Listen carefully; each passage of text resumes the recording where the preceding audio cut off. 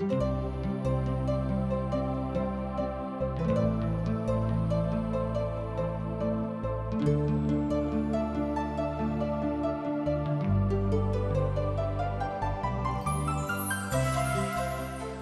दिन मनुष्य जाति के जीवन के पाप के कारणे तरह तरह के विपत्ति, उलझन, अशांति में पड़ि कऽ सच्चा जीवन के ज्योति सँ भटक गेलहुँ अछि।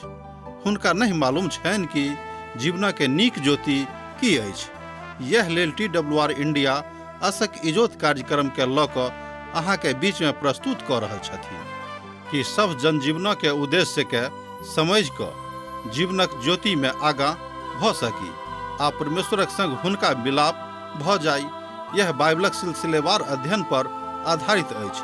कृपया कऽ अहाँ देखू, सुनू, परमेश्वर अहाँ के जनजीवन के ज्योति आ इजोत ठहरेक। आशा के इजोत मैथिली कार्यक्रम में एक बेर और हम अहाँक अभिनंदन प्रभु यीशु मसीह के मीठ आ पवित्र नाम से कऽ रहल छी। हमर भाई बहिन, हमर पूर्ण विश्वास आ आशा अछि कि अहाँ सब अपन जिंदगी में खूब आनंदित होइब, कियाक तऽ अहाँ सब प्रभु यीशु मसीह से अपन नेह बढ़ा रहलहुँ हैं। कियाक तऽ हमरा लोकनि अखन पवित्र पोथी के क्रमबद्ध अध्ययन कऽ रहल छी आ एहि अध्ययन में एहि बातक हमरा लोकनि सीख रहल छी। जेना अहाँ सब हमरा एहिठाम पाती लिखैत रहैत छी, एही तरह लिखैत रहब, बिसरायब नहि। अहाँक पातीक लेल बहुत बहुत धन्यवाद, कियाक तऽ प्रभु अहाँ से प्रेम राखैत छथि। हमर परमेश्वर अहाँ से प्रेम राखैत छथि जे अहूँ के परमेश्वर थिकाहा।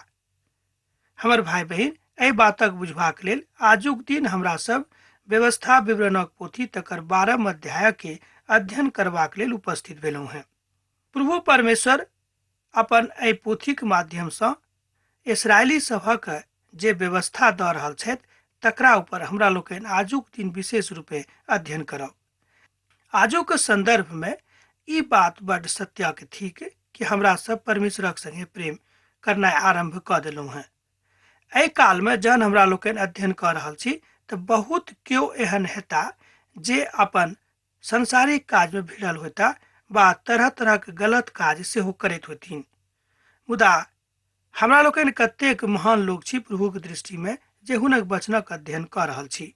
बादक इस्राएली इतिहास में परमेश्वर यरूशलेम के आराधना का स्थल बनेबाक आज्ञा दैत छथि आ जतऽ बाद में मंदिरक निर्माण होइत अछि आ ओतऽ हुनका सभक प्रभु के भक्ति करबाक हेतु जयबाक रहनि और कतौ और दोसर ठाम जयबाक नहि रहनि, कियाक तऽ प्रभु के दृष्टि में यरूशलेम एकटा पवित्र जगह रहेक।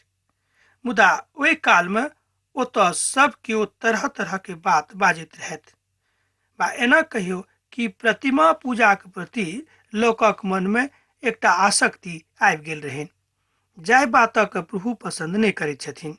यरूशलेम मंदिर में आराधना करबाक लेल आ पबनी मनेबाक हेतु सब केओ अर्थात सब इजरायली के जेबाक रहनि, जाहि बातक हमरा लोकनि नवो नियमक पोथी में देखलहुँ हैं।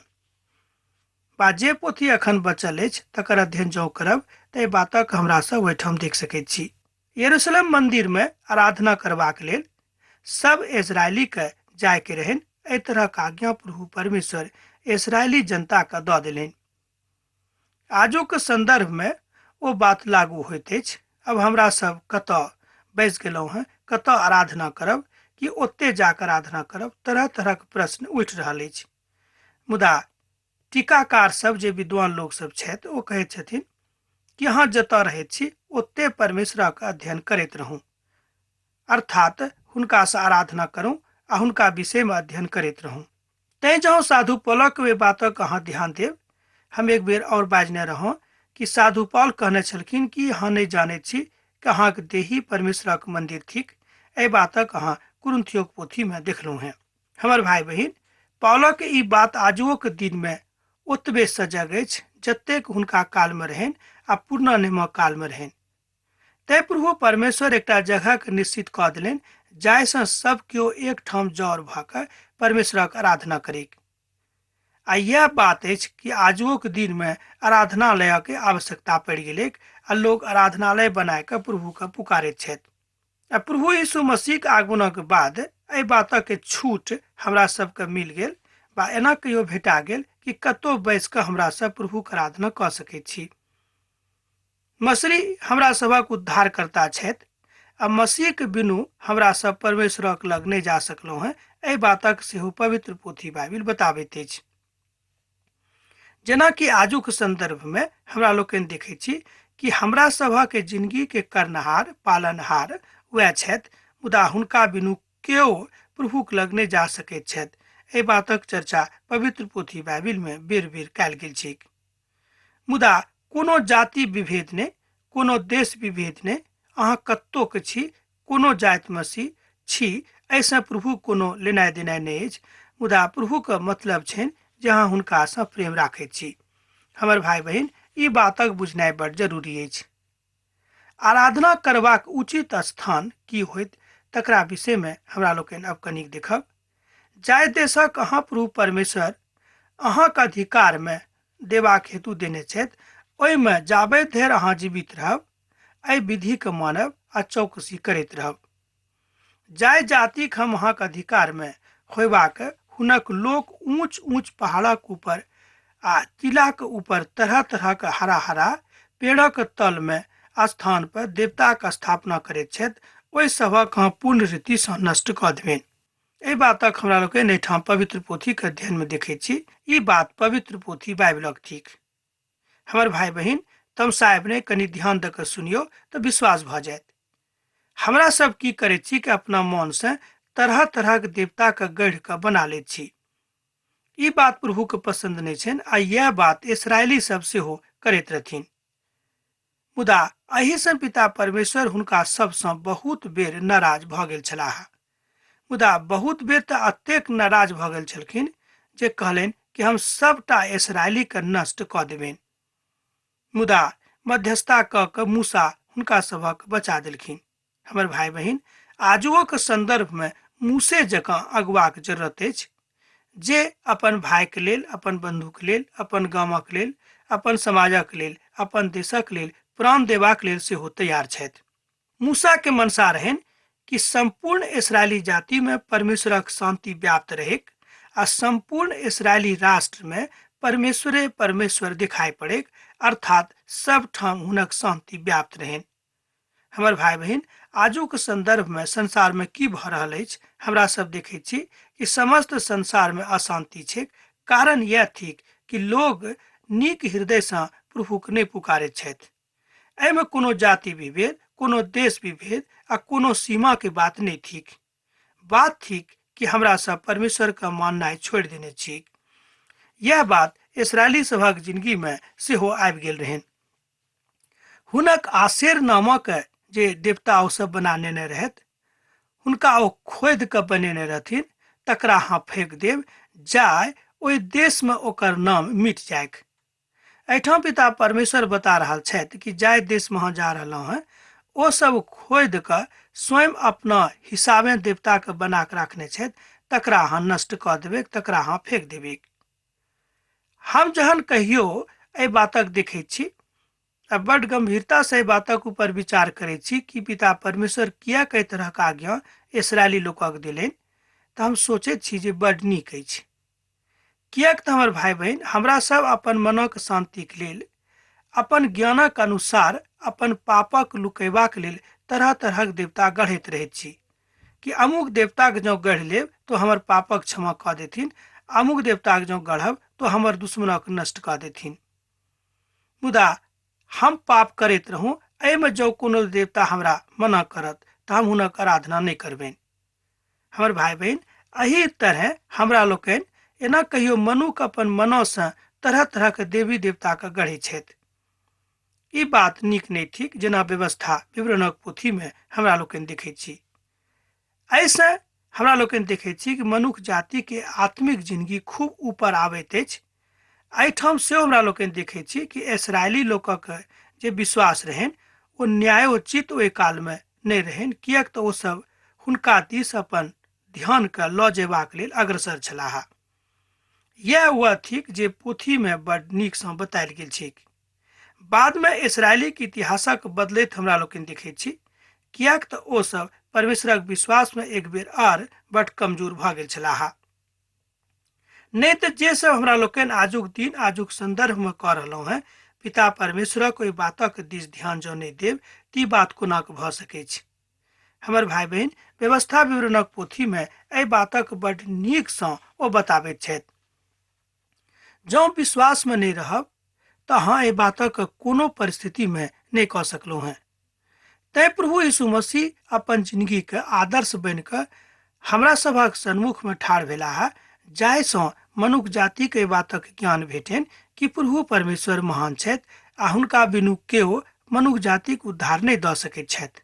हमर भाई बहिन, की अहाँ एहि बातक ऊपर विश्वास राखैत छी? बहुत केओ एहि बातक कनिक दोसर जकाँ लऽ लैत छथि, जे बात नीक नहि अछि। हम बहुत सांसारिक विद्वान के सेहो देखलहुँ हैं जे एहि बातक कनि गलत जकाँ लऽ लैत छथिन। कारण अछि हुनका लग बहुत पाप छनि, ओ अपन पापक लुकयबाक लेल एहि तरहक काज करैत रहैत छथि। हमर भाई बहिन, अपन संतुष्टि के लेल नहि, मुदा जाहि बात सँ पिता परमेश्वर संतुष्ट होइत छथि आ जाहि बात सँ सत्य रूपे अहाँके जिंदगी में शांति आबैत अछि, ओहि बातक जँ अहाँ अपना जिंदगी में कऽ रहल छी तऽ बड़ बढ़िया बात अछि। अब हमरा लोकन एकटा पदक देखब, मुदा जे स्थान अहाँके प्रभु परमेश्वर अहाँके समस्त कुल में से चुनि लेताह, जे ओहिठाम अपन नाम बनाबैत राखैक आ हुनक ओहि निवास स्थान लग जाइत रह करू। एहि पदक अहाँ 5 पद में देख सकैत छी। ई 5 पद छल 12 अध्याय के। एक बेर आउ एहि पदक आर देखबे, मुदा जे स्थान अहाँके प्रभु परमेश्वर अहाँके समस्त कुल में से चुनि लेताह, जे ओहिठाम अपन नाम बनौने राखैक हुनक ओहि निवास स्थानक लग जाइत रहब। हमर भाई बहन, एहिठाम इसराइली के बद स्पष्ट व्यवस्था प्रभु परमेश्वर दऽ रहल छथि कि अहाँ एहन कोनो काज नहीं करब जाहि काज से प्रभु के प्रस्तावित योजना में कोनो तरह के खलल आबैक। अर्थात इसराइली सब ई बात करैत रहथिन, ई बात नीक नहीं छलैक। हमरो सब अपन अपन धार्मिक अनुष्ठान में एहन सब काज करैत रहैत छी जे प्रभु के पसंद नहीं छनि, तैं इसराइली के ई बात करबाक लेल परमेश्वर मनाही कऽ देलनि। हमर भाई बहन, जाहि बातक मनाही प्रभु कयने छथि ओहि बातक अहूँ मानि सकलहुँ हैं। तहन प्रार्थना करबाक के विषय ओ देलनि कि अहाँ प्रार्थना करैत रहब कि प्रभु जे आज्ञा हमरा देत वह टा हम करब। अहाँ अपन समस्त फाटकक भीतर अपन जिह्वा के इच्छा के और अपन प्रभु परमेश्वर के देवल आशीष के अनुसार पशु के मारि के खा सकलहुँ हैं। शुद्ध आ अशुद्ध दोनों मनु खा सकैत छी, जेना कि एहिठाम लिखल गेल छै। हमर भाई बहन, अब बहुत केओ एहि बातक पढ़ि कऽ बाजि सकैत छथि कि प्रभु हमरा सभक जे छलाह ओ कि मांसाहारी रहथि, किएक ओ मनुष्य जाति के एहि बातक आज्ञा देलनि कि अहाँ खा सकलहुँ हैं पशु के मारि कऽ। तरह तरह के प्रश्न अहाँके मन में उठत आ भऽ सकै कि पवित्र शास्त्रक एहि बातक अहाँ गलत जकाँ लऽ लेब। मुदा एहिठाम टीकाकार कहैत छथिन कि ओहि काल में अन्नक ओतेक व्याप्तता नहीं रहैक, तै पिता परमेश्वर हुनका सभक एहि तरहक आज्ञा दऽ देलनि, किएक तो चाहैत रहत कि कोनो परिस्थिति में जाहि जाति के हम चुनि लेलहुँ हैं ओकर नष्ट नहीं हुएक। हमर भाई बहन, प्रभु ओहि जातिक नष्ट होयबाक नहीं कारणे एहि बातक हुनका आज्ञा देलनि, एहि बातक व्यवस्था से हुनका दऽ देलनि। एकर अर्थ ई नहीं भेल कि अहाँ जे मोन करत वह खायब, मुदा ओकर सोनितक नहीं खायब, तकरा जलक समान भूमि पर खसा देब। एहि बातक अहाँ वैज्ञानिक दृष्टिकोण से सेहो देखलहुँ हैं कि जहन केओ अस्पताल में भर्ती छथि, एहि बातक अहाँ सुनने होबै कि हुनका सोनितक आवश्यकता छनि आ हुनका सोनित कतौ ने कतौ से इंतजाम कऽ कऽ देबाक छैक। मुदा जँ हुनका सोनित समय पर नहीं भेटैत छनि, हुनक प्राण छूटि जाइत अछि। तहन वैज्ञानिक सब एहि बातक पवित्र पोथी सँ नेने छथि। एहि बातक ऊपर डॉक्टर मैगी एहिठाम बड़ स्पष्ट रूपे कहैत छथिन कि एहि बातक ज्ञान वैज्ञानिक सबके चिकित्सक सबके पवित्र पोथी सँ भेल छनि। बात जे हुए, पिता परमेश्वर एहि बातक एहिठाम स्पष्टीकरण कऽ रहल छथि कि अहाँ कोनो पशुक सोनितक भक्षण नहीं करब। भोजन वस्तु आराधनाक विषय नहीं बनि सकैत अछि, मुदा पिता परमेश्वर ओहि काल में एहि बातक आज्ञा एहि द्वारा दऽ देलनि जाहिसँ हुनक प्रजाति हुनक गोत्रक लोक जीवित रहैक आ परमेश्वरक महिमा करैत रहैक। अहाँ आगाँ 14 अध्यायमे पढ़ि सकब जे मुदा किछु एहिठाम जे रूपमे परमेश्वर हुनका सभक समर्पित करबाक आज्ञा देलनि, ओहि बातक अहाँ एहिठाम देखैत छी जे यरूशलेम मंदिरमे बादमे जाकऽ बसलीक। एहि बातक ज्ञान हुनका भऽ गेलनि जाहि स्थानक अहाँक प्रभु परमेश्वर अपन नाम रखबाक लेल चुनि लेने छथि। अहाँ जे ओ अहाँसँ बहुत दूर हुएक तहन जे किछु अहाँक प्रभु परमेश्वर अहाँक देने छथि अपन फाटकक भीतर खा सकलहुँ हैं। एहिठाम पिता परमेश्वर आज्ञा दऽ रहल छथि कि अहाँ ओहि नगरीक फाटकक उल्लंघन नहि करब, अर्थात तकरा पार नहि करब। हमर भाई बहिन, एहिठाम जे फाटकक संज्ञा आयल अछि, जे फाटकक देखावल गेल अछि, ओ फाटक थिक हमरा सभक जिंदगी के सीमा। एकटा सीमा प्रभु बना के देने छथि जाहि सीमा के पार करबाक जरूरत हमरा सभक नहीं थिक। जे सीमा प्रभु बना के देने छथिन जँ तकरा हमरा लोकनि पार कऽ रहल छी तेकर मतलब यह भेल कि हमरा सब प्रभुक व्यवस्था के नहीं मानैत छी। जेना आर पशु के मांस अहाँ खा सकलहुँ हैं तकरो अहाँ एहिठाम खायब, एहि बातक आज्ञा सेहो प्रभु परमेश्वर हुनका दैत छथिन।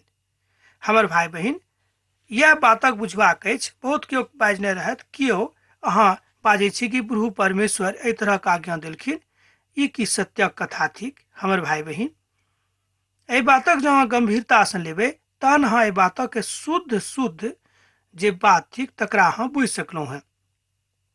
एहिठाम पिता परमेश्वर ओहि बातक आज्ञा दैत छथि कि अहाँ कोनो परिस्थितिमे सोनीतक भक्षण नहि करब। परिस्थिति केतबो खराब भऽ जाय मुदा ई काज अहाँ नहि करब, किएक तऽ सोनित प्राणक दिस इशारा करैत अछि।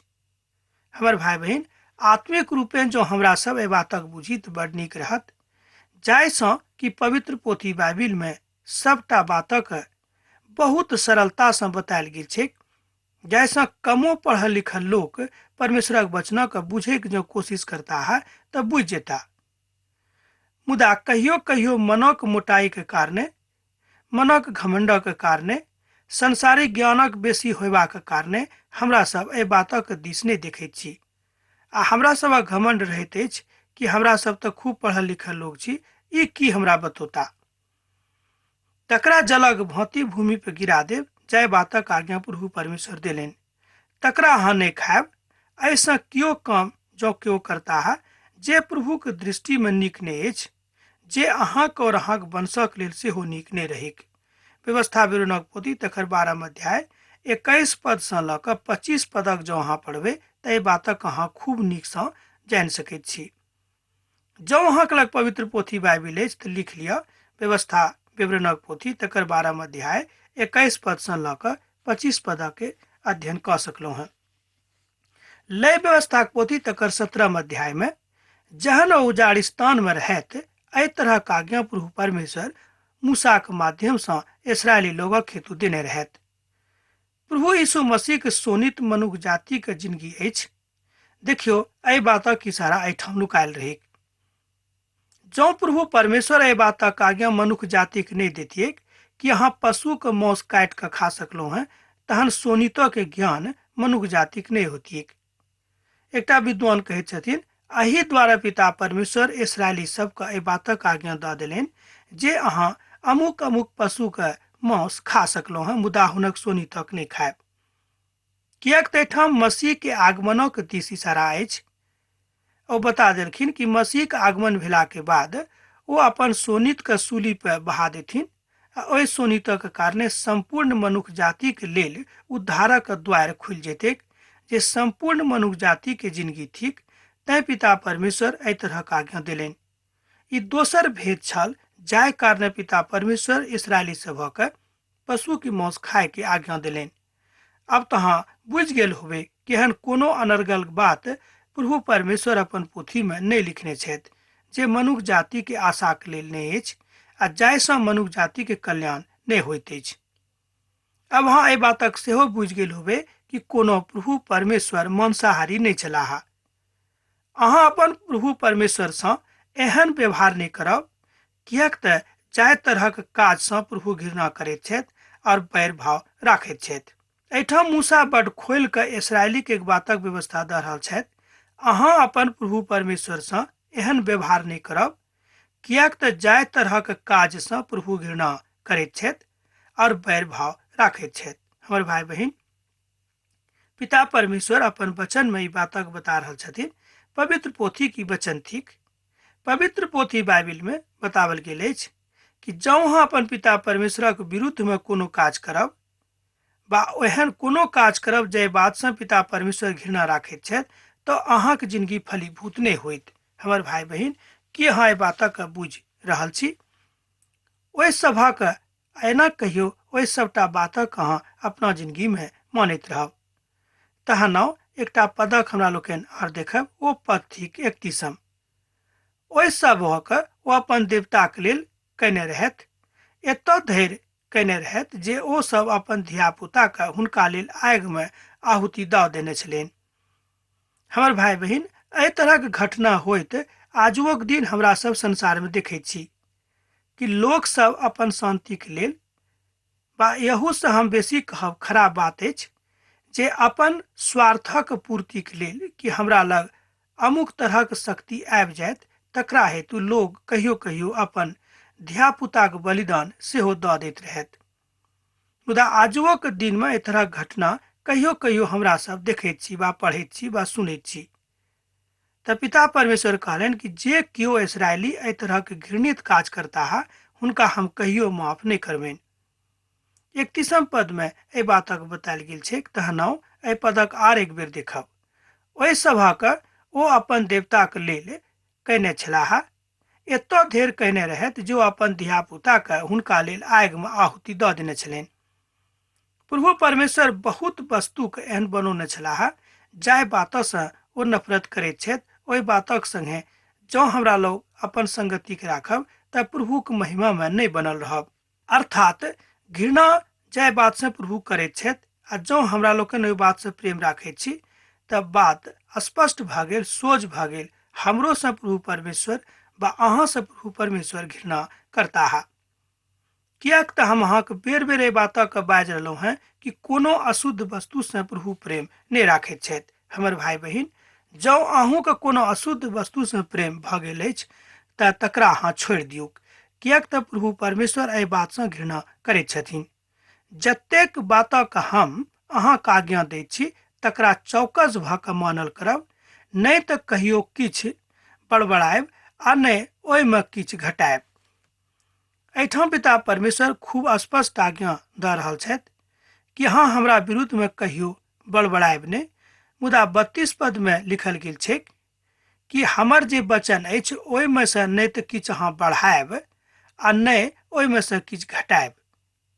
एहि बातक 32 पद में बतायल गेल छै, जतेक बातक हम अहाँके आज्ञा दैत छी तकरा चौकस भऽ कऽ मानल करब, नहीं तऽ ओहिमे किछु बढ़ायब आ नहीं ओहिमे से किछु घटायब। जँ अहाँके लग पवित्र पोथी बाइबिल अछि तऽ एहि बातक अहाँ देख सकैत छी। अखन व्यवस्था विवरणक पोथी तकर 12 अध्याय आ तकर 32 पद में ओहि सभक प्रभु परमेश्वर एहि तरहक व्यवस्था देलनि, अर्थात इसराइली सबके, जे मनुष्य जातिक लेल महान बात थिक। यह बातक आजुक दिन हमरा लोकनि सिखलहुँ हैं। अब अहाँ से विदा होय के काल भऽ रहल अछि, मुदा जाइत बेरा यह कहब कि हाँ, अहाँ सब पाती लिखनाइ बंद नहीं करबैक। प्रभु यीशु मसीह के नेह आ हुनक प्यार सैत घड़ी अहाँके जिंदगी में बनल रहेक। आमीन। हमर विश्वास अछि कि ई कार्यक्रम अहाँके लेल लाभदायक सिद्ध अछि। हम चाहै छी कि अहाँ अपन आशीषके हमरा संग साझा करू।